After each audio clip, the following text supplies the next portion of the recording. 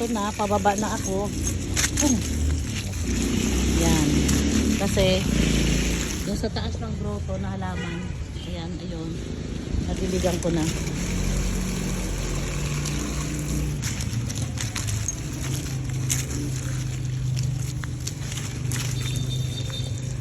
Ayan, katulad dito yung anahaw. Ayan, talagang binubusog ko to sa tubig, talagang nilulunod ko siya dahil nga hindi ako agad-agad nakakapagdilig. Natatagalan bago ako magdilig.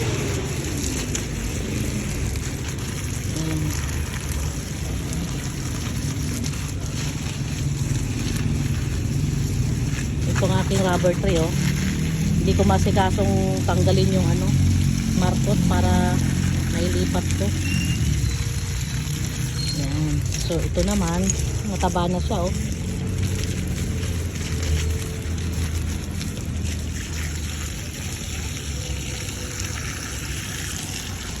So ito, buti nagapan ko to, muntik na mamatay. Yan, nabuhay pa. Natagalan ko kasi na diligan to, kaya lulunurin ko siya sa dilig. Yun, makita nyo guys, diba? Talagang pupunuin ko sa tubig yan para hanggang sa lumabas ang tubig. Ito yung ano siya, basang-basa siya. Yan, ganun ang ginagawa ko. Pati doon, yan. Yan, tuyot na nga, oh. Yan. Ito, nagpatuyot na rin, oh. Pero itong espada, talagang ano to, matibay talaga itong espada na to. Hindi to basta-basta na ano, namamatay kahit matagal hindi madidiligan.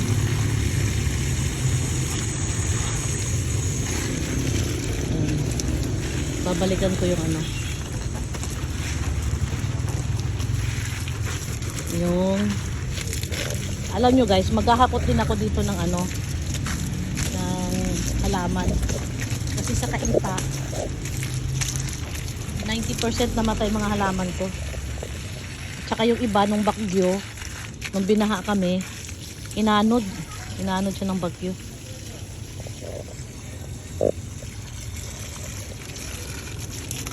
Jin, marami ng ano dito, oh.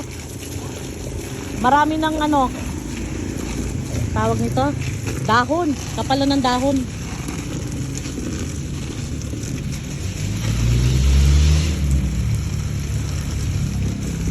Itong hose ko, talagang sinadya ko itong mahaba na hanggang dulo ng ano, garden, aabot siya. Tataas na naman dito ang bill ko ng tubig guys, kasi ano na, summer na. So sa ayos sa gusto ko talaga magdidilig ako dahil nakakaawa naman yung mga halaman pag hindi mo nadidiligan.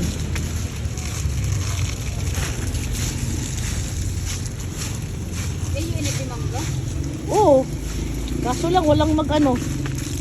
Gina nagwawalis. Walang umaakyat, walang marunong umakyat. Tsaka maraming ano kasi, maraming malanggam na malalaki. Malamit ito. Ha? Malamit. Ay, natumba na naman siya.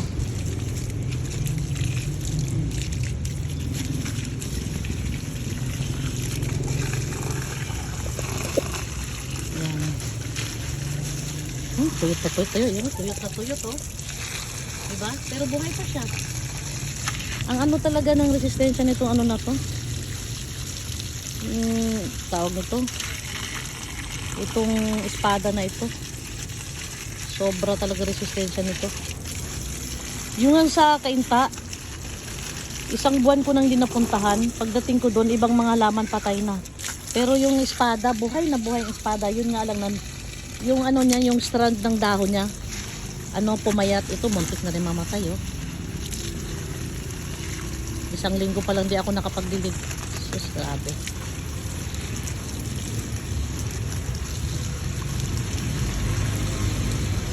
Yan, ganyan ako guys mag ano, mga superman magdilig. Matagal sa isang paso. Tapos paulit-ulit ko yan.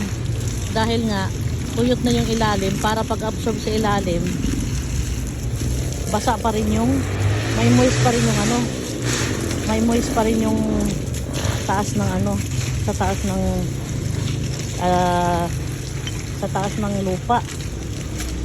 Yan. Yan, paulit-ulit ko na yung ano na ito. Muntik na mamatay, oh. Isang dahon na lang. Yan, oh, tuyot na tuyot, oh.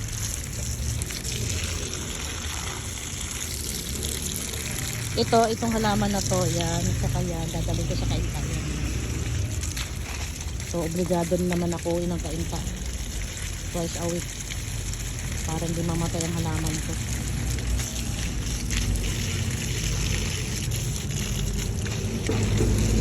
Ito guys, ilang taon na to. Hindi ko malaman kung bakit ayaw lumabong tong red palm na to. Ang selan. Ang tagal lumabong.